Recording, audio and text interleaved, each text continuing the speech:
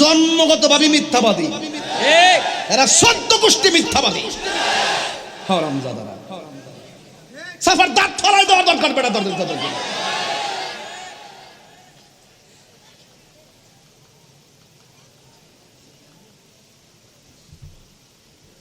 এমন ভাবে ওয়াজ করি, দার্থিক ভাষায় বলি এবং এত স্পষ্ট কনসেপ্ট ক্লিয়ার করার পরও আঙ্গুল ধরে ধরে আমাদেরকে মাজার বুঝারি, অথচ আমরা দার্থিক ভাবে শাহজালালের মাজার, শাহপরানের মাজার, গোলাপ শাহর মাজার, আমানত শাহর মাজার, গোলাপ গরিবুল্লাহ শাহর মাজার, বাইজিদ বুস্তামির মাজার, নসরুদ্দিন শিপা শাহর মাজার, সমস্ত মাজারগুলো আমরা জিয়ারত করি।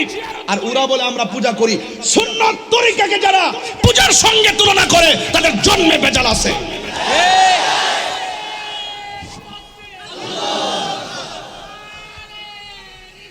ইয়া রাসূলুল্লাহ, ইয়া রাসূলুল্লাহ,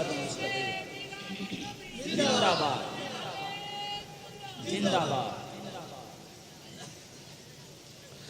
আমার কথা কি রাগ করছেন আপনারা? সুন্নতকে কি কেউ হারাম কইতে পারবো? যেই ব্যক্তি নবীর সুন্নতকে অবজ্ঞা করে তার কি ঈমান আছে? আমি বুঝছি ফতোয়া দিছি, ফতোয়া তাহিরি ফাললে উল্টা তোর 14 গোষ্ঠী লই আমার সামনে বাড়ি কিছু কই না দিক্কা, কিছু কই না দিক্কা।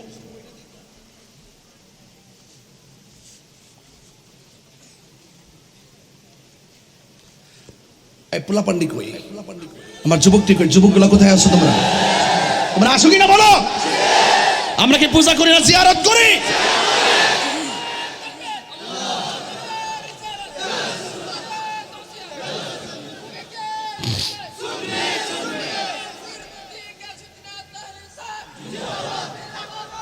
মাজার সুরক্ষা কমিটি করো, পাড়ায় পাড়ায়, মহল্লায় মহল্লায়, ইউনিয়নে ইউনিয়নে, উপজেলা ভিত্তিক, জেলা ভিত্তিক, রাষ্ট্রব্যাপী মাজার সুরক্ষা কমিটি করো এবং মাজারকে যারা ভাঙ্গার জন্য আসবে তাদেরকে প্রতিরোধ কমিটি তৈরি করো।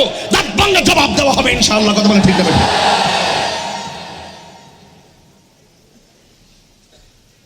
বেটা বেটা এত সুন্দর ওয়াজ করতেছি আর আমরা কই মাজার কমেন্টসের মধ্যে লেখে তাহিরি নামটা উল্লেখ করে।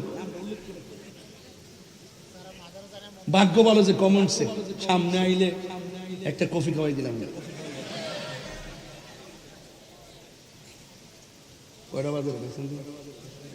হ্যাঁ, বেশি লম্বা হয়েছে গা ওয়াজকে, বেশি লম্বা হয়ে যেতেছে।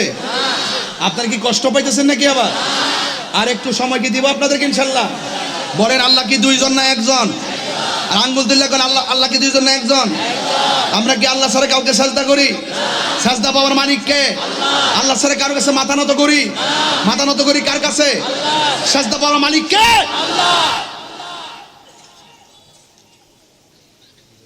বান্দা বলবে আল্লাহ আমরা তোমাকে না দেখে বিশ্বাস করছি। সুবহানাল্লাহ কোন কি লিখে? এবার বলেন ফুলছড়িতে ঘাটের মধ্যে কি আটকাবার কিছু আছে?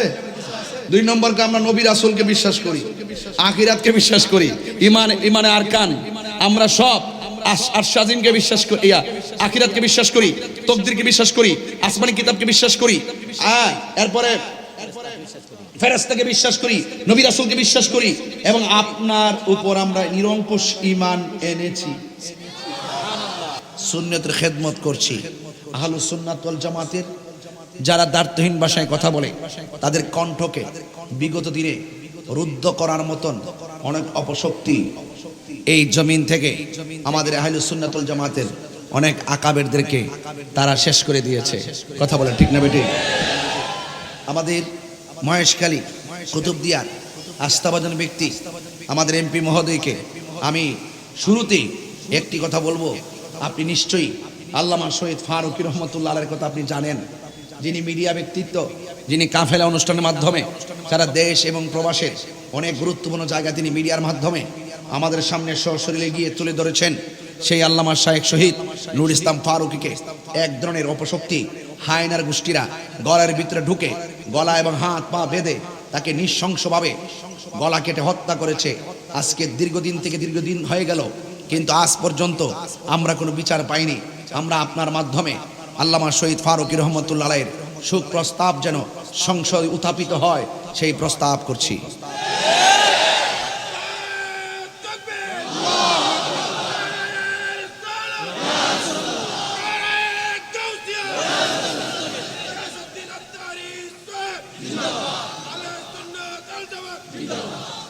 আমাদের কাছে প্রত্যেকটা প্রাণের দাম অনেক বেশি। সে গরিব হোক, বড়লোক হোক, সাদা হোক, কালো হোক, ধনী হোক, দরিদ্র হোক, আমরা মনে করি প্রত্যেকটা প্রাণ সম্মানী, প্রত্যেকটা প্রাণ মূল্যবান। আমরা যখন দেখেছি বিগত 5ই আগস্টের পরে মসজিদের ইমাম মৌলানা রইসুদ্দিনকে ওপেন মব ভায়োলেন্সের মাধ্যমে হত্যা করা হয়েছে, আমরা রাজপথে আন্দোলন করেছি। বিগত 1 বছর হয়ে গেল এই আসামিরা দিব্যি ঘুরে ফিরে বেড়াচ্ছে। আজকে এমুক মারা গেলে বিচারের দাবিতে রাজপথ উত্তাল করা হয়। আমি আপনাদের কাছে জানতে চাই, আমাদের আল্লামা শহীদ নূর ইসলাম ফারুকীর প্রাণের কি কোনো মূল্য নাই? আমাদের খাজা বাকি বিল্লার কি কোনো মূল্য নাই? আমাদের মাওলানা রইসুদ্দিনের প্রাণের কি কোনো মূল্য নাই? আমি দায়িত্বহীন ভাষায় কক্সবাজার, পেকুয়া, মহেশখালী, কুতুবদিয়া দায়িত্বহীন কণ্ঠে দেশবাসীকে জানাতে চাই, অনতি বিলম্বে আপনাদের সকলকে আহলে সুন্নাত ওয়াল জামাতের যেই সমস্ত মানুষদেরকে নির্মমভাবে পৈশাচিকভাবে হত্যা করা হয়েছে, অনতি বিলম্বে দিব্যি ঘুরে ফেরা ঘাতক হায়নাদেরকে অনতি বিলম্বে গ্রেফতার করে সর্বোচ্চ শাস্তির কার্যকর করতে হবে।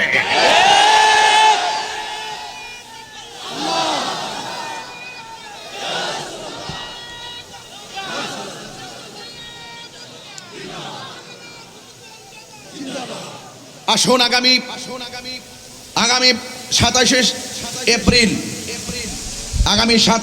জাতীয় প্রেস ক্লাবে মসজিদের ইমাম মৌলানা রইসুদ্দিনের হত্যাকারীদের সর্বোচ্চ শাস্তির বিচারের দাবিতে আহলে সুন্নাত ওয়াল জামাতের পক্ষ থেকে আমাদের সকল সংগঠন পর্যন্ত সবার একান্ত ঐকান্তিক উপস্থিতিতে আমরা প্রতিবাদ মিছিল করব।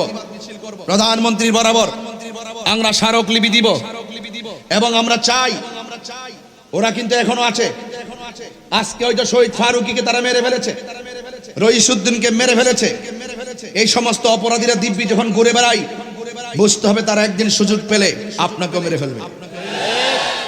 এরা এই দেশের নতুন কেউ না। 47 তাদেরকে কেউ বুঝে নাই, 71 তাদেরকে কেউ বুঝে নাই, 81 তো বুঝে নাই, 86 তো বুঝে নাই, 91 তো বুঝে নাই, 96 তো বুঝে নাই, 25ও বুঝবে না, 38ও বুঝবে না। এরা সব সময় এক শ্রেণীর মানুষ আছে যারা এই দেশের সত্যিকার অর্থে যারা আল্লাহর ওলির পক্ষে কথা বলে, রাসূলুল্লাহর পক্ষে কথা বলে, তারা তাদের কণ্ঠকে রুদ্ধ করতে চায়। আমরা কি আলাদা থাকবো না এক থাকবো? কারা কারা ঐক্যবদ্ধ থেকে কাজ করতে হাত তুলে দেখেন ইনশাআল্লাহ।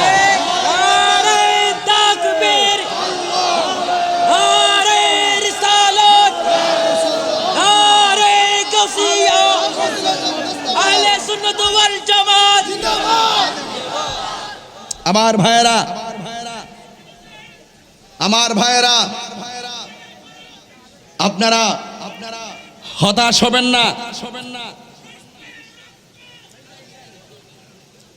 আমাদের রইসুদ্দিনের রক্ত আসলেই ইনশাআল্লাহ বৃথা যাবে না। এক মাকে কিন্তু শির যায় না। আরে বিচার উপর দিকে হবে, অপেক্ষা করো। আমরা মোমেন, আমরা বলি আল্লাহকে মহব্বত করি, নবীজিকে মহব্বত করি, সাহাবায়ে কেরামকে মহব্বত করি, আহলে বাইতকে মহব্বত করি, পাকে পাঞ্জাতনকে মহব্বত করি, জশ্নে জুলুস পালন করি, ফাতিহা করি, ইসালে সওয়াব করি, জশ্নে জুলুস করি, মাজার জিয়ারত করি। ইনশাআল্লাহ চলছে, চলবে।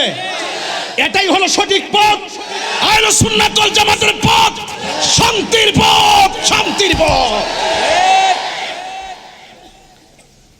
এখন ঘরে বসে থাকার সময় নাই, এখন ঘরের কোনায় বসে থাকার সময় নাই। এখন আমাদের দাবি আমরা আদায় করতে হবে। নম্র ভাষায় থাকলে অনেকে দুর্বল মনে করে। আপনারা ভাব ইনশাআল্লাহ যদি থমকে যান তাহলে শেষ।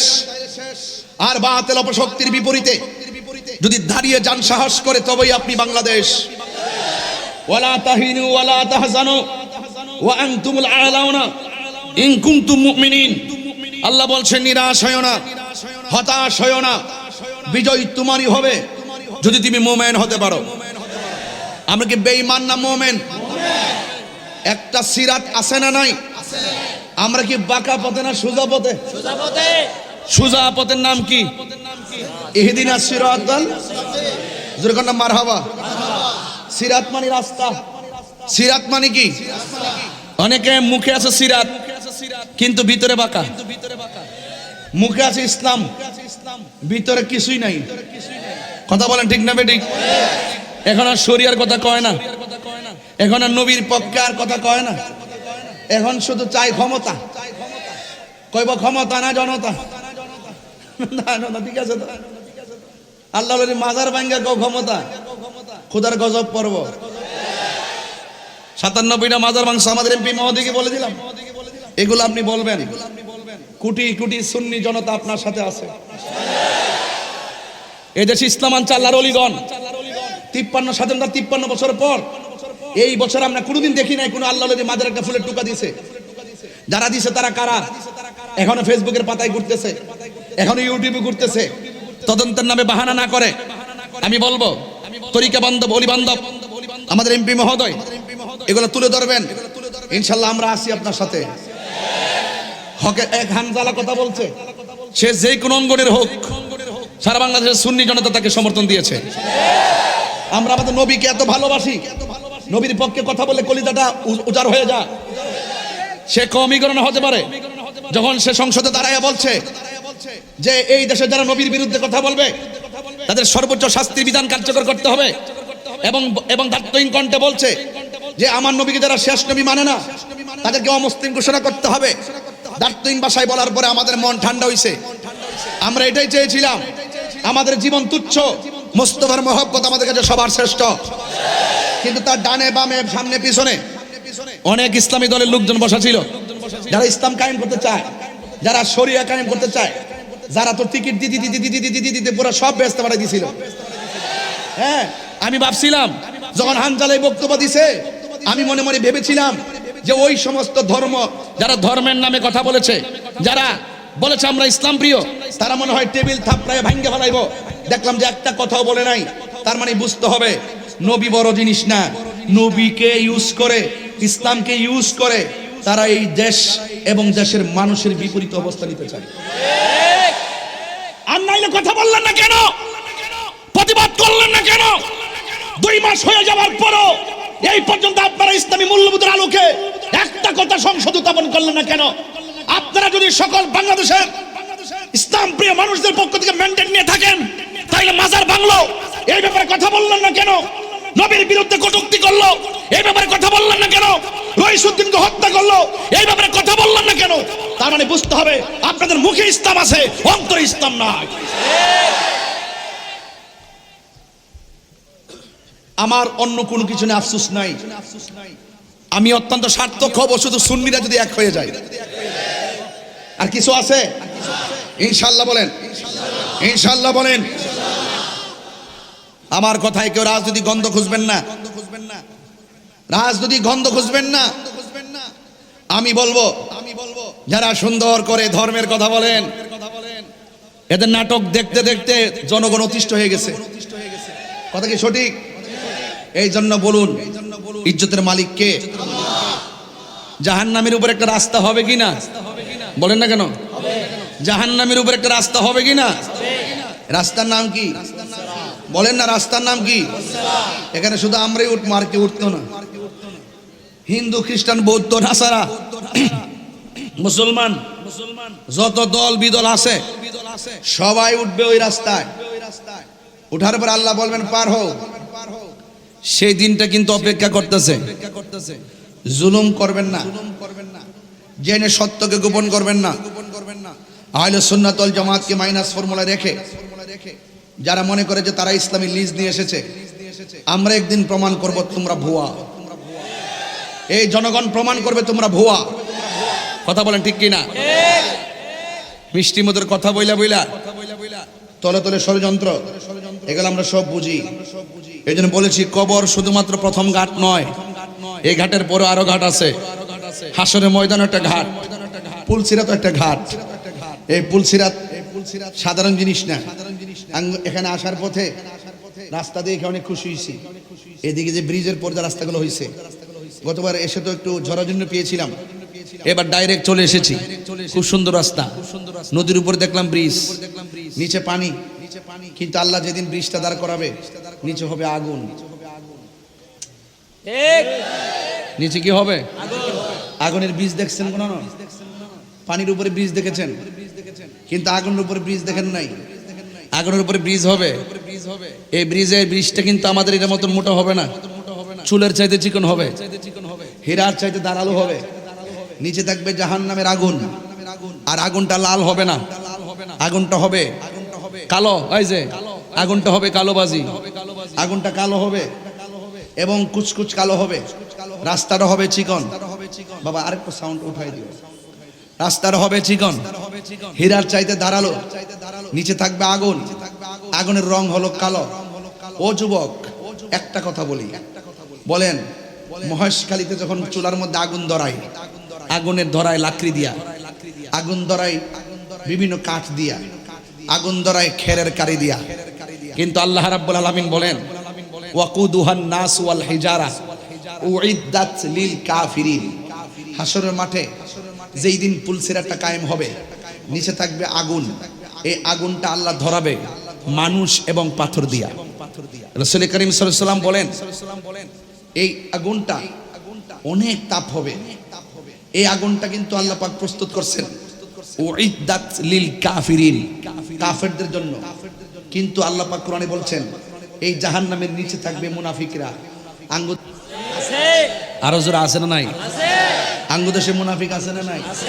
উপরে ফিটফাট ভিতরে, মানে উপরে ফিটফাট ভিতরে এইরকম মুনাফিক আমার জন্মের পরে এমন মুনাফিক দেখি নেই। ঠিক আছে কিনা? হ্যাঁ। এরপরে এই জাহান্নামীর নিচে একদম তলদেশে থাকবে মুনাফিকরা। আল্লাহর হাবিব সাল্লাল্লাহু আলাইহি ওয়াসাল্লাম একদিন সাহাবায়ে কেরামদেরকে নিয়ে বসে কথা বলছেন।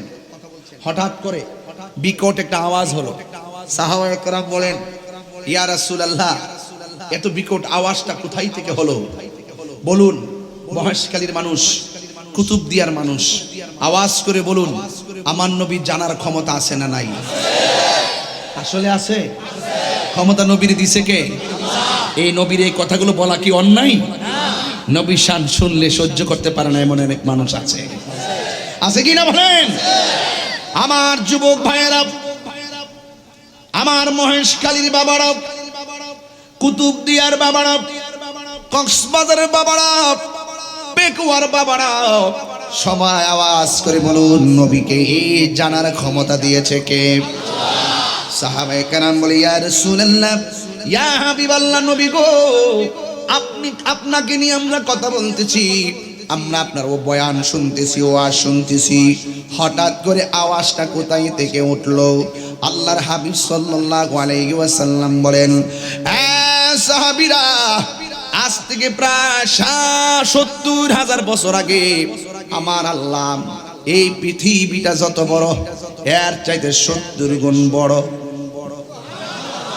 আজ থেকে ৭০,০০০ বছর আগে এই পৃথিবীটা যত বড় এর চাইতে ৭০ গুণ বড় একটা পাথর আমার আল্লাহ জাহান্নামের মুখের মধ্যে ছেড়েছে। এই পাথরটা আজকে যাইয়া জাহান্নামের তলদেশে পড়েছে। কত গভীর হবে? ওই গভীর জাহান্নামের তলদেশে কে থাকবে? মুনাফিকরা থাকবে।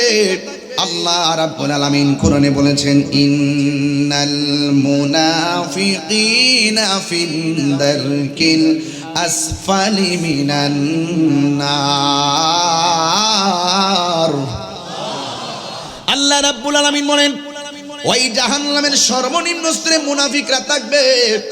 এই জন্য সুন্নিরা যাই করুক না করুক কিন্তু কোনোদিন মুনাফিকি করে না।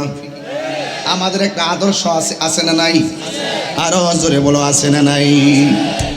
এবার মুনাফিকরা জাহান্নামের সর্বনিম্ন স্তরে থাকবে। এখন প্রশ্ন হলো হুজুর মুনাফিক অর্থ কি? মুনাফিক অর্থ দ্বিমুখী নীতি অবলম্বনকারী। আর মুনাফিক কাকে বলে? যারা দ্বিমুখী নীতি অবলম্বন করে তাদেরকে মুনাফিক বলে। মুনাফিক চিনার উপায় কি? মুনাফিক আমরা চিনব কেমনে? যারা কথায় কথায় মিথ্যা কথা বলে, ইজা ওয়াদা আখলাফা যারা ওয়াদা করলে খেলাফ করে, ইজা তুমিনা খানা, যাদের কাছে কোনো আমানত রাখা হলে আমানতের খেয়ানত করে, এরা হলো মুনাফিক। আর একটা হাদিসের মধ্যে পেয়েছি মুনাফিকের আলামত হলো 4টা। 1 নম্বর, কথা বললে মিথ্যা বলে।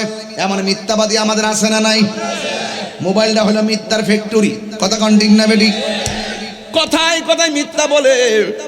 আর 2 নম্বর, ওয়াদা করলে খেলাফ করে। 3 নম্বর, যাদের কাছে আমানত রাখা হলে আমানতের খেয়ানত করে।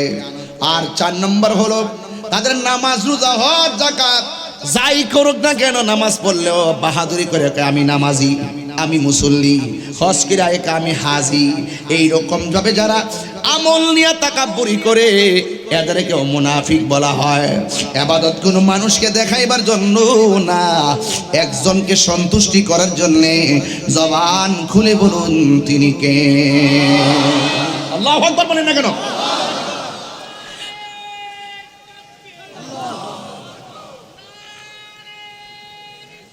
ইয়া রাসূলুল্লাহ।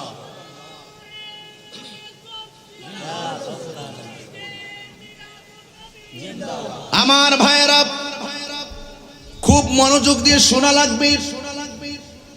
আমার নবী, আপনার নবী রাহমাতুল লিল আলামিন, তিনি বলছেন জাহান্নামীর উপরে যখন বৃষ্টি দেওয়া হবে, সেদিন বোঝা যাবে কে আসল আর কে নকল। দুনিয়াতে বাটফারি কইরা ছাড় পেলেও আল্লাহ ছাড় দেয় কিন্তু ছেড়ে দেয় না, কথা কোন ঠিক কিনা? আল্লাহ ছাড় দেয় কিন্তু ছেড়ে দেয়। আল্লাহ ধরা কি নরম না শক্ত? ইন্না বাতশা রাব্বিকা লাশাদীদ। আল্লাহর ধরা অনেক শক্ত। যুবক ভাইরা মনোযোগ দেন, মনোযোগ। ওয়াজ ইমোশনের জায়গা না, কিছু নেওয়ার জায়গা। এখন একটু কথা বলি ভিন্ন আঙ্গিকে, কারণ এখন সময়টা আগের মতো না। এখন সময়টা হলো আমাদের সুন্নিয়তকে তারা নস্যাৎ করে দেওয়ার জন্য ষড়যন্ত্র করছে। ঠিক। কোনোদিন বিক্রি হবেন না, মনে থাকবো তো ইনশাল্লাহ। ইনশাআল্লাহ। ওই সমস্ত জাহেলদের পাল্লায় আমরা পড়বো না ইনশাল্লাহ। পড়বেন আপনারা? হ্যাঁ। এই জন্য আল্লাহর হাবিব বলেন, জাহান্নামের উপরে যেই রাস্তাটা হবে, রাস্তার নাম কি? আরো জোরে কর না। ওই পুলসিরাতে যখন মানুষ উঠবে, ওই পুলসিরাতের ভিতরে 7টা ঘাট হবে, 7টা ঘাট। প্রথম ঘাটের মধ্যে আমার আল্লাহ রাব্বুল আলামিন জিজ্ঞেস করবে ঈমান সম্পর্কে।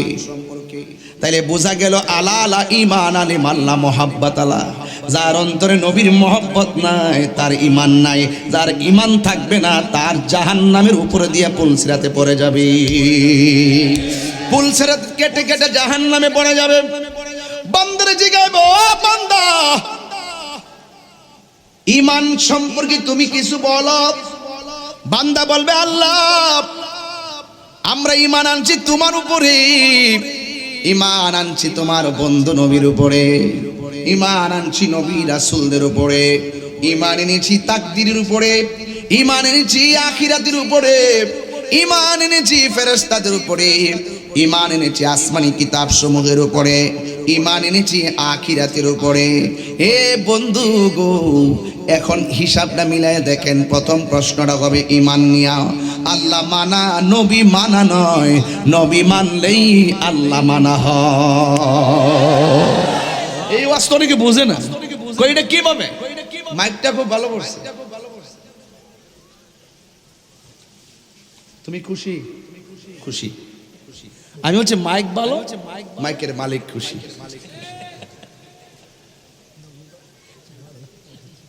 আমি কি বুঝাতে পেরেছি? ঠিক। শোনা মিয়া, ঠিক আছে? আমি বলছি মাইক ভালো, মাইকের মালিক খুশি।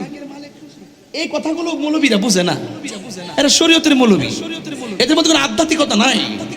হ্যাঁ, আমি বলছি আল্লাহ মানা নবী মানা নয়, নবী মানলেই আল্লাহ মানা হয়। আমি কই না তো, এটা তো আল্লাহ কয়, ইন কুনতুম তুহিব্বুনাল্লাহ ফাত্তাবিউনি ইউহিব্বুকুমুল্লাহ ওয়া ইয়াগফির লাকুম যুনুবাকুম ওয়াল্লাহু গাফুরুর রহিম। ও বন্ধু, আপনাকে যারা ভালোবাসবে সে যেন আমাকে ভালোবাসলো। আমাকে যদি ভালোবাসে আমি আল্লাহ তাদের জীবনের গুনাহগুলো মাফ করে দেব। সুবহানাল্লাহ। বড় করে কোন আল্লাহু আকবার। আল্লাহু আকবার। খুশি তুমি? হেডে হেডে হেডে হেডে।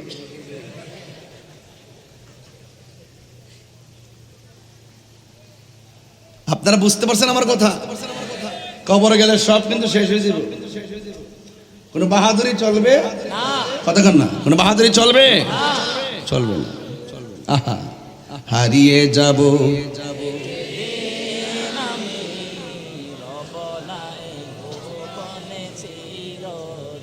বাবাজান, আমাকে কত কষ্ট দেয়, আমাকে কত হুমকি দেয়, কত মামলা টামলা কইরা উদাই লইছে।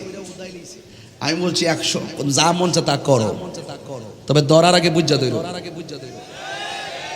এটা ব্রাহ্মণবাড়িয়া কয়ে দিছি, আলহামদুলিল্লাহ। আলহামদুলিল্লাহ। অন্যায় যেহেতু করি নাই,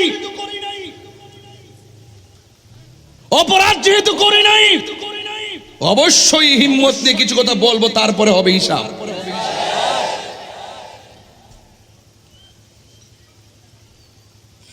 এই তুমি খুশি তো? ওকে,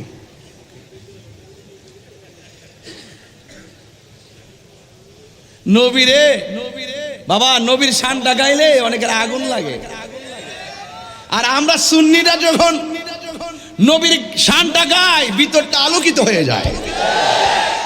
এবার দেখলাম পয়লা বৈশাখ উপলক্ষে কি সুন্দর হুজুররা হাতের মধ্যে তসবি তসবি লইয়া পান্তাবাদ ইলিশ মাছ খাইতেছে। কইটা সংস্কৃতি, সংস্কৃতি। হালাল মিছিল। কত প্রকার বাটফান। আর আমরা যখন সবে বরাতে হালুয়া রুটি খাই, ঈদে মিলাদুন নবীর জশ্নে জুলুস যখন করি, তারপর বিতরণ করি, নবীর শান গাই, মিলাদ কিয়াম করি, তখন ইডারে তারা বেদাতের ফতোয়া দেয়।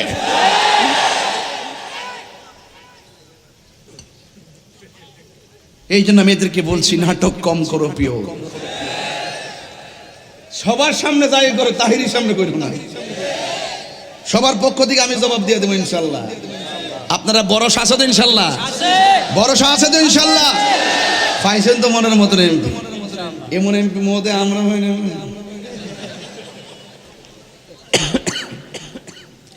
সুন্নিয়ত এটা শান্তির পথ, এটা সৌভাগ্যের পথ, এটাই সঠিক। দেশকে যারা ভালোবাসে, দেশের মানুষকে যারা ভালোবাসে, দেশের মাটিকে যারা ভালোবাসে, ধর্মকে যারা ভালোবাসে, ধর্মের নামে যারা ধর্মান্ধতা ছড়ায় না, ধর্মকে নিয়ে যারা বিভিন্ন ধরনের কলুষতা ছড়ায় না, এই সমস্ত মানুষগুলো প্রেক্ষাপট গিরে যথেষ্ট প্রাসঙ্গিক। তাদের ডাইনে থাকলো ভালো, বামে থাকলো ভালো। ভাষাটা একটু কঠিন করছি আর কি, হয়তো নাও বুঝতে পারেন। বলেন, হারিয়ে যাব একদিন আমি, রবনায় ভুবন চিরদিন। বলো হারিয়ে যাব, মাশাআল্লাহ, রবনায় ভুবন চিরদিন। ক্ষমা করে দিও তোমরা আমায়, বলো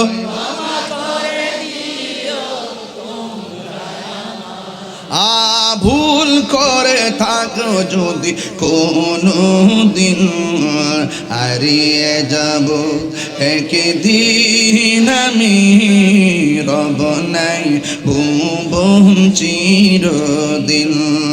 ক্ষমা করে দিও তোমরা আমায়, বলো তোমরা আমায়। ভুল করে তাকে যদি কোনো দিন, হারিয়ে যাব আর রবনাই ভুবন চিরদিন। বাঁশি বাগানে বা গোরস্থানে হয়তো দিবে মোরে কবর, তোমরা আমায় যাবে ভুলে, রাখিবে না জানি কোনো খবর। বাঁশি বাগানে বা গোরস্থানে হয়তো দিবে মোরে কবর, তোমরা আমায় যাবে ভুলে, রাখবে না জানি কোন খবর, পড়বে কি মন আমার কথা, ফেলবে কি অশ্রু কোনো দিন হারিয়ে যাব রব নাই ভুবন চিরদিন, বলো হারিয়ে যাব একদিন আমি, রব নাই ভুবন চিরদিন। জুরি জুরি কি আল্লাহু আকবার বলা যাবে না? বন্ধু, আমি ওয়াজ শুরু করে দিয়েছি, আর ডানে বামে যাওয়া যাবে না রে বাবা। যদি পারেন একটু চোখের পানি ফেলে বাড়িতে যাবেন। আমি কিন্তু যাই বলি না কেন কাউরে আমি আঘাত করছি না, আমি শুধু ওই কথা বলতে চাই ভাই রে, একদিন দিয়ে তো মইরাই যাইবেন। দুনিয়ার স্বার্থের জন্য কত মুনাফিকি করবেন, দুনিয়ার স্বার্থের জন্য কত সত্যকে আড়াল করবেন, দুনিয়ার দাঁড়ির জন্য কত নিজের ব্যক্তিত্বকে জলাঞ্জলি দিবেন। কথা গণা ঠিক কিনা? আমি কাউকে আঘাত দেওয়া উদ্দেশ্য নয়। আমার বাপও যদি নবীর বিরুদ্ধে বলে আমি বলবো, আমি ছাড়বো না। আমার বাবার চাইতে নবীর দাম কম না বেশি? এই জন্য আমি বলেছিলাম, যখন মানুষ ফুলসিরাতের উপরে উঠবে তখন বলবে তোমার ঈমান, ঈমানের হিসাব দাও। সে বলবে আল্লাহ তোমাকে আমরা এক বলে জানি। একটু আওয়াজ করে বলুন, আল্লাহ কি দুইজন না একজন? সবাই আমার সাথে পড়ুন, কুল হুয়াল্লাহু আহাদ আল্লাহুস সামাদ লাম ইয়ালিদ ওয়া লাম ইউলাদ ওয়া লাম ইয়াকুল লাহু কুফুয়ান আহাদ। এই সূরাটা সবাই পড়তে হবে। আল্লাহু আহাদ لم يلد ولم يولد ولم يكن له كفوا أحد। আরেকবার পড়েন ভাইরা আমার, قل هو الله أحد لم يلد ولم يولد ولم يكن له كفوا أحد। জোরে জোরে কি আল্লাহু আকবার বলা যাবে না? কয়বার বললাম? হাদিস শরীফের মধ্যে এসেছে, কেউ যদি সূরা ইখলাস একবার পড়ে কোরআনের 30 পারার মধ্যে 10 পারার সওয়াব দেওয়া হবে। 22 বার পড়লে 20 পারা খতমের সওয়াব দেওয়া হবে। 3 বার যদি পড়েন রে বাবা, তাহার আমল নামায় গোটা এক খতম কোরআন তেলাওয়াতের সওয়াব দেওয়া হবে। ও মুরব্বি আব্বা, একটু সূরা ইখলাসটা বেশি বেশি করে পড়বেন। ও যুবক ভাইরা, প্রতি ওয়াক্ত নামাজের মধ্যে সূরা ইখলাস রাখবেন। ও আমার আম্মারা, যেই বাসায় খাওয়া দাওয়া করলাম, এরা দেখলাম অনেকে ভক্ত, অনেক আগ্রহের সাথে অনেক অনেক বেশি রান্না বান্না করে আমাদেরকে মেহমানদারি করেছেন। অনেক মকসুদ আছে, আল্লাহ যেন এদের মকসুদটা পূরণ করে দেয়। ও যুবকের দল, ও আমার মা, প্রতিটা ওয়াক্ত নামাজের ভিতরে অন্তত পক্ষে সূরা ইখলাসটা রাখবেন। এটা ছিল মা ফাতেমার অভ্যাস। মা ফাতেমাকে আমার নবী জিজ্ঞাসা করে, এ ফাতেমা, তুমি এমন ভাবে সূরা ইখলাস বেশি বেশি পড়ো কেন? মা ফাতেমা বলেন, ইয়া রাসূলুল্লাহ, ইয়া হাবিবাল্লাহ, নবী গো, এই সূরাটারে আমি বড় ভালোবাসি। আমার নবী, আপনার নবী বলেন, ফাতেমা, এই সূরাটা যারা কিয়ামত পর্যন্ত মহব্বত করে তেলাওয়াত করবে, সকালে 10 বার পড়বে, সন্ধ্যা বেলায় 10 বার পড়বে, আমার আল্লাহ রাব্বুল আলামিন পাঠকদের জন্য জান্নাতের ভিতরে আলাদা করে বালাখানা বানায়া দিবে। শুধুমাত্র তাই নয়, আমার নবী, আপনার নবী বলেন, কেউ যদি সূরা ফাতিহাকে বেশি বেশি মহব্বত করে, আমার নবী, আপনার নবী বলেন, সে যখন তেলাওয়াত করবে শুধুমাত্র তার নিজের সওয়াব হবে না, এই তেলাওয়াতকারীর উসিলায় তার আব্বা আম্মার গুনাহ পর্যন্ত আল্লাহ মাফ করে দিবে। শুধুমাত্র তাই নয়, সে একদিন যদি মারা যাবে, আজকে যারা হাজির হয়েছেন, হাজার হাজার মানুষ যারা মাহফিলে এসেছেন, আমি মহেশখালীর জন্য নতুন না। গতবার আমি 3 তারিখে না 4 তারিখে এসে গেছি মহেশখালী। আমি কিন্তু নতুন না, এই মাসের 25 তারিখে পেকুয়াতে আসবো ইনশাল্লাহ। ও বন্ধু, আমি নতুন না, শুধু একটা কথা বলতে চাই, এই মাহফিলে যারা হাজির হইলাম, না জানি কার নামটা আল্লাহ আগে লিখে রাখছে দুনিয়া থেকে চলে যাবে। যদি আমি জানতাম আমি চলে যাব, ওয়াজ মাহফিলে বন্ধ কইরা ঘরের ভিতরে দরজা লাগাইয়া আমার রবের ইবাদতে মশগুল হয়ে যাইতাম। না জানি কার আগে কে কখন মারা যায় কেউ বলতে পারি না। কেউ দিনে মারা যাবে, কেউ রাতে মারা যাবে, কেউ সকালে মারা যাবে, কেউ বিকেলে মারা যাবে, কেউ রাত্রে মারা যাবে, কেউ সন্ধ্যায় মারা যাবে, কেউ দেশে মারা যাবে, কেউ বিদেশে মারা যাবে। এটাই হলো পৃথিবীর বাস্তবতা। কে আগে মারা যায় কেউ বলতে পারি না। যেদিনই মরে যাই না কেন, ফুলসিরাতের গেটের মধ্যে আমার লিখে যাওয়া লাগবে। এবার বান্দারা, আল্লাহ রাব্বুল আলামিন হাবিব বলতেছেন, পৃথিবীর মানুষ, তোমরা যারা সূরা ইখলাসটা মনোযোগের সাথে পড়বা, তুমি যেদিন মারা যাইবা, তোমার জানাজার ভিতরে আপনজনরা সারি বাইন্দা যাইবো, ভাই যাইবো, ভাই যাইবো, দাদা যাইবো, বাবা যাইবো, বন্ধু বান্ধব সবাই মহেশখালী কুতুবদিয়ার বিভিন্ন ঈদগার মাঠে হাজির হয়ে যাবে। বন্ধু, একদিন হয়তো আমি চলে যাব, আমার জানাজার ভিতরে অনেক মানুষ শরীক হয়ে যাবে। আমাদের এমপি মহোদয়, আমার ভাই ফরিদ ভাই ফরিদ ভাই চলে যেতে পারে একদিন। এই যে 2টা পাশে চেয়ারে বসে আছি, একদিন না জানি কোন দিন কার অ্যাবসেন্সে এই চেয়ারটা খালি হয়ে যায় কেউ বলতে পারি না। জানাজার ময়দানে হাজার হাজার মানুষ উপস্থিত হয়ে যাবে। আল্লাহর হাবিব বলে, যারা সূরা ইখলাসকে মহব্বত করে, সূরা ইখলাসকে মহব্বত করার কারণে সে যেদিন মারা যাবে, ওই জানাজার ভিতরে আপনজন সবাই উপস্থিত হবে, কিন্তু সূরা ইখলাসকে যারা মহব্বত করবে, তার জানাজার মধ্যে আসমান থেকে হযরতে জিবরাইল এবং মিকাইল জানাজার ময়দানে হাজির হয়ে যাবে। আর বড় করে বলেন না সুবহানাল্লাহ। শুধু শুধু কি বুঝেন না, এই 3 বার কি লেগে পড়াইছি। আল্লাহ যদি এই 3 বারের কথাটা কবুল করে, তাইলে আমাদের জীবন ধন্য হয়ে যাবে। আমরা গুনাহগার, ব্যস্ততার কারণে নামাজ পড়লেও পড়ার মতো পড়ি না, রোজা রাখলে রাখার মতো রাখি না, হজ করলে করার মতো করি না। এবার দেখো, গত পরশুদিন একটা ফ্লাইট গেল হজের উদ্দেশ্যে, আবার একের পর এক হাজীগণ যাবে মক্কা মদিনার উদ্দেশ্যে। আল্লাহ যেন আমরা সবাই হাজীদের সঙ্গে কবুল করে জোরে গনা আমিন। ওই মুহূর্তে আল্লাহ জিগাইব, ঈমান হিসাব দাও। বান্দা বলবে, আল্লাহ আমরা তোমাকে এক বলে জেনেছি, যদিও তোমার দেখি নাই, না দেখে তোমাকে সেজদা করেছি। আপনার মহেশখালীর মানুষ জবান কইলা বলেন, সেজদা পাওয়ার মালিক কে? আজকে অনেক মানুষ আমরা মাজার পূজারি কয়, কি কয় না, এমন ভাবে আমরা উপস্থাপন করে মনে হয় যেন আমরা মাজার লইয়া ফিরে থাকি, মনে হয় যেন আমরা মাজারে সেজদা করি, মাজারে যেন সেজদা করি। আসলে কি আমরা মাজারে সেজদা করি না, জিয়ারত করি? জিয়ারত করা কি হারাম না সুন্নত? আরো জোরে করে, হারাম না সুন্নত? আমরা করি জিয়ারত, ওরা বলে আমরা পূজা করি। তাই এরা জন্মগতভাবে মিথ্যাবাদী, এরা 14 গোষ্ঠী মিথ্যাবাদী, হারামজাদারা। সাফার দাঁত ফলাই দেওয়া দরকার, বেটা দরকার।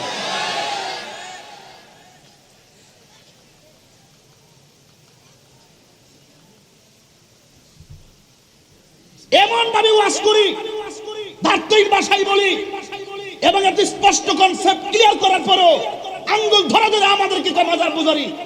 অথচ আমরা দার্থিক ভাবে শাহজালালের মাজার, শাহপরানের মাজার, গোলাপ শাহর মাজার, আমানত শাহর মাজার, গোলাপ গরিবুল্লাহ শাহর মাজার, বাইজিদ বুস্তামির মাজার, নাসিরউদ্দিন শিববাই শাহর মাজার, সমস্ত মাজারগুলো আমরা জিয়ারত করি। আর ওরা বলে আমরা পূজা করি। সুন্নাত তরিকাকে যারা পূজার সঙ্গে তুলনা করে, তাদের জন্মে বেজাল আছে।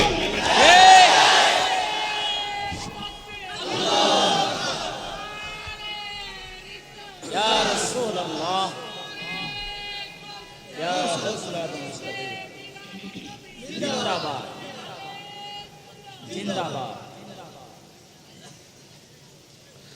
আমার কথা কি রাগ করছেন আপনারা? সুন্নতকে কি কেউ হারাম কইতে পারবো? যেই ব্যক্তি নবীর সুন্নাতকে অবজ্ঞা করে তার কি ঈমান আছে? আমি বুঝছি ফতোয়া দিছি, ফতোয়া তাহিরি পারলে উল্টা তোর ১৪ গোষ্ঠী লই আমার সামনে বাড়ি।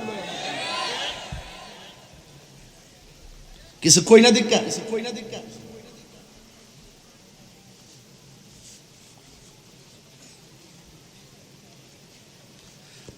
এই পোলা পান্ডি কই, আমার যুবকটি কই, যুবকগুলা কোথায় আছো তোমরা? তোমরা আসো কিনা বলো? আমরা কি পূজা করি না জিয়ারত করি?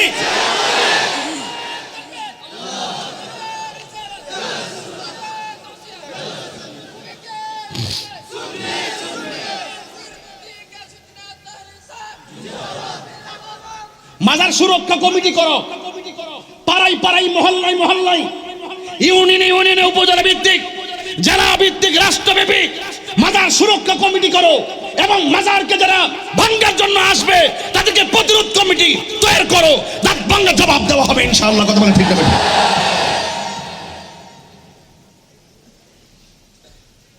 বেটা এত সুন্দর ওয়াজ করতেছি আর আমরা কই মাজার কমেন্টসের মধ্যে লেখে তাহিরি নামটা উল্লেখ করে। ভাগ্য ভালো যে কমেন্টসে সামনে আইলে একটা কফি খাওয়াই দিলাম। কয়টা বাজে হ্যাঁ? বেশি লম্বা হয়েছে গা ওয়াজকে, বেশি লম্বা হয়ে যেতেছে। আপনার কি কষ্ট পাইতেছেন নাকি? আবার আর একটু সময় কি দিব আপনাদেরকে ইনশাল্লাহ? বলেন আল্লাহ কি দুইজন না একজন? আর আঙ্গুল দিল্লা করেন আল্লাহ, আল্লাহ কি দুইজন না একজন? আমরা কি আল্লাহ ছাড়া কাউকে সাজদা করি? সাজদা পাওয়ার মালিককে? আল্লাহ ছাড়া কারোর কাছে মাথা নত করি? মাথা নত করি কার কাছে? সাজদা পাওয়ার মালিককে।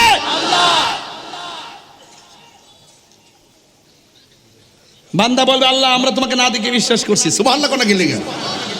এবার বলেন ফুলছড়া ঘাটের মধ্যে কি আটকাবার কিছু আছে?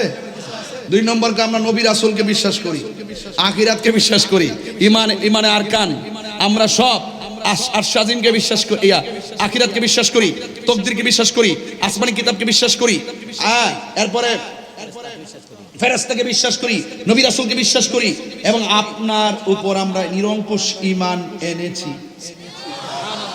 ওয়া ইলাহুকুম ইলাহু ওয়াহিদুন লা ইলাহা ইল্লা হুয়ার রহমানুর রহিম। আল্লাহ হলো একজন, তিনি ব্যতীত কোনো ইলাহ নাই। এবার প্রথম ধাপ, এটাকে বলে সুইচ গেট। কি গেট বলে? বাংলাদেশে সুইচ গেট আছে না? সুইচ গেট খুলে যাবে। এবার বান্দারা দ্বিতীয় গেটের মধ্যে যাবে। এই নাসির সাহেব একটু খেয়াল করেন, দ্বিতীয় গেটে যাবার পরে জিগাইবো ওযুর হিসাব দাও, ওযু ওযু, সুবহানাল্লাহ কয় না? অথচ আমরা ফুলাফান দৌড়াইয়া ওযু করে, এই কোণিটার উপরে পানিও পৌঁছে না, এমনি মুখ দয়, এক কানের লতিতে পানি পৌঁছে না, দাড়ির নিচে পানি পৌঁছে না, হুট করে পা দো গিরা পর্যন্ত পানি পৌঁছে না। কথা কি সঠিক নাকি? অথচ পুলসিরাতের মধ্যে দ্বিতীয় সুইচ গেটে জিগাইব ওযুর হিসাব দাও। তাহলে ওযুর ব্যাপারে জিজ্ঞাসা করবে নি? তাহলে এখন ময়স্কারীর মানুষের উচিত কি? ভালো করে ওযু করা, মনোযোগের সাথে ওযু করা, তারতিবের সাথে ওযু করা, খেয়াল করে ওযু করা, কোনো অঙ্গ প্রত্যঙ্গ যেন কোনো গ্যাপ। সুন্দর রাসূল বলছেন যেই ব্যক্তি বিসমিল্লাহ বলে ওযু শুরু করবে, যতক্ষণ ওযু চলবে ততক্ষণ পর্যন্ত আসমানি ফেরেশতারা ওযুকারীর জন্য আল্লাহর কাছে গুনাহ মাফ চাইতে থাকে। সুবহানাল্লাহ। আমি ফজিলত বললে জোরে সুবহানাল্লাহ কইেন, মুখটা খুললেন, আওয়াজ করে কোন সুবহানাল্লাহ, সুবহানাল্লাহ বড় করে কইবেন। মানে একবার সুবহানাল্লাহ বললে আসমান এবং জমিনের ফাঁকা জায়গাটা সওয়াবে পূর্ণ হয়ে যায়। সুবহানাল্লাহ। তা আপনার সওয়াবে পূর্ণ হইলে আমার সব রাখবো কই? বেজার লাগেনি? এটা চিন্তা আমি করতে দিব না, এত চিন্তা করার দরকার নাই। দুনিয়ার জমিন থেকে আসমান পর্যন্ত আজরাইলের বডিটা ছোট্ট একটা বাঙ্গা করে ঢুকে গেছে, কেমনে ঢুকছে এটা চিন্তা করার দরকার আছে? হ্যাঁ, এটা বুঝার চেষ্টা। এই যে এই যে এই যে এদিকে স্যার, এই কান্দে ফেরেশতা আসেনি, কেন আসেনি? ওজন লাগেনি?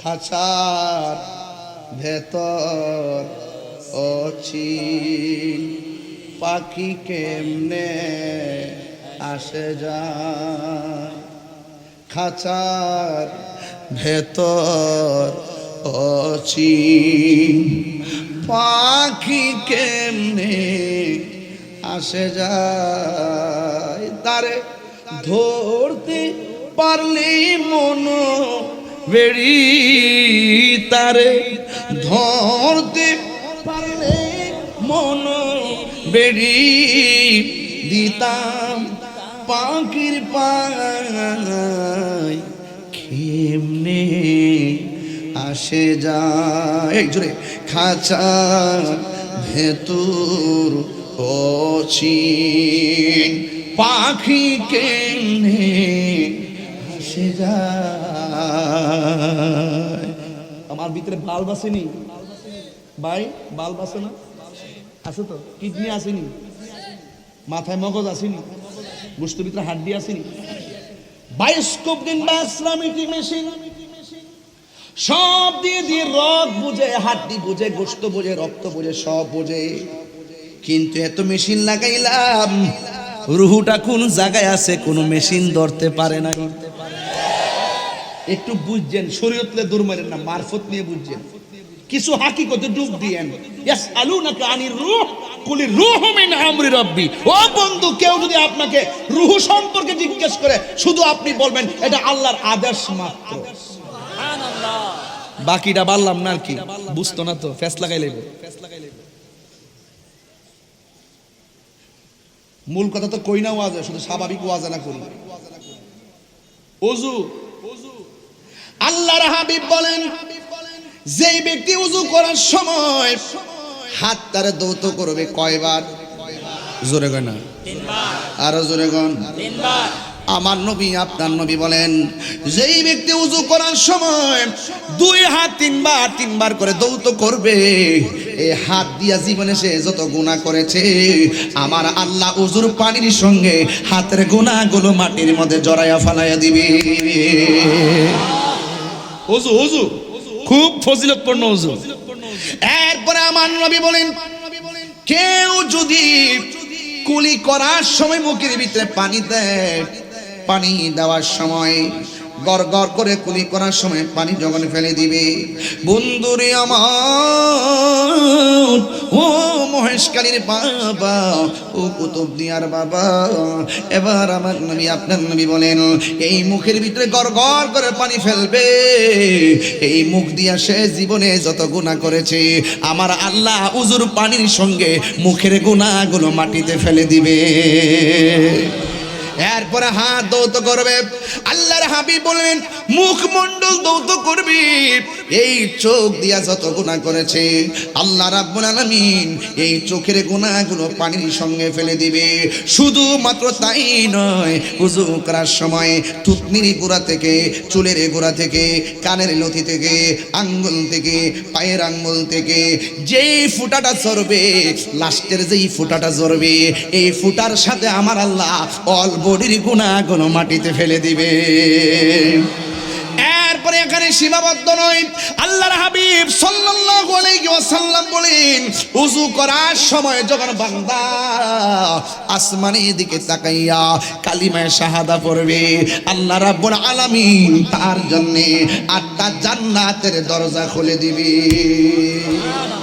সুবহানাল্লাহ আল্লাহু আকবার আমার যুবক ভাইয়েরা আমার মুরব্বি বাবাজিরা অনুরোধ করে বলি 2 নম্বর হলো ওযু 3 নম্বর হলো নামাজ আপনারা জবান খুলে বলুন সেই নামাজ আমরা চাই কি চাই না আর জোরে বলো চাই কি চাই না নামাজ পড়বেন হুজুরি কলবে নামাজ পড়বেন নামাজ পড়া জান্নাতে যাবে আবার নামাজ পড়া মানুষ জাহান্নামে যাবে আমিলাতুন নাসিবাতুন তাসলা নারান হামিয়া গাট্টি গাট্টি পরিমাণ আমল কইরাও দুজকের মধ্যে যাবে কারা জানেননি এখন আপনাদেরকে সহজে বুঝবেন নবীর মনে কষ্ট দিয়া নামাজ পড়লে লাভ হবে না মা বাবার মনে কষ্ট দিয়া নামাজ পড়লে লাভ হবে না না না আমার নবী আপনার নবী বলেন 3 নম্বর গেটের মধ্যে নামাজ নিয়ে জিজ্ঞেস করবে, 4 নম্বর গেটের মধ্যে জিজ্ঞেস করবে, হক নিয়ে জিজ্ঞেস করবে। আপনারা জবান খুলে বলেন, বান্দার হক মাইরা খাইলে জবাবদিহিতা আছে না নাই? আল্লাহ রাব্বুল আলামিন হাবিব বলেন, ও যুবক, আল্লাহ রাব্বুল আলামিন হাবিব সাল্লাল্লাহু আলাইহি সাল্লাম বলেছেন, আল্লাহ রাব্বুল আলামিন হাসরের ময়দানে 2টা গুনাহ কোনোদিন মাফ করবে না। জোরে কোন কয়টা? 1 নম্বর গুনাহ হলো যারা আল্লাহর সঙ্গে শরীক করে, কারণ ইন্না শিরকা লাযুলমুন আযীম, নিশ্চয় শিরিক হলো সবচাইতে বড় গুনাহ। 2 নম্বর যারা মানুষের হক মেনে খায়। 3 নম্বর এই গেল 4 নম্বর। 5 নম্বর হলো যারা আত্মীয়তা সম্পর্ক ছিন্ন করে। আমাদের সমাজের ভিতরে গত কিছুদিন আগে ঈদ গেছে, ঈদের মধ্যে দেখবেন নিজের কাপড় কিনছে, নিজের বউয়ের কাপড় কিনছে, কিন্তু মায়ের কাপড় কিনতে মনে নাই। এমন অনেক সন্তান আছে না নাই? মাহফিল সাজালে আল্লাহর পায়ে যাবেন, অসম্ভব। মাহফিল সাজালে নবী পায়ে যাবেন। নিজের কাপড় কিনতে মনে আছে, বউয়ের কাপড় কিনতে মনে আছে, সন্তানের কাপড় কিনতে মনে আছে, কিন্তু মায়ের শাড়ি কাপড় কিনতে মনে নাই, বাবার লুঙ্গিটা কিনতে মনে নাই। আপনি যতই মাহফিল সাজান আর খানায় কাবায় যান, কোনো লাভ হবে? এই যুবক, আপনাকে বলছি, আমার ওয়াজ যদি 1 সেকেন্ডের জন্য ভালো লেগে থাকে, অনুরোধ করছি কয়েকটা, আল্লাহর সঙ্গে শরীক করেন না, খবরদার নবীরে কষ্ট দিয়েন না। 3 নম্বর বান্দার হক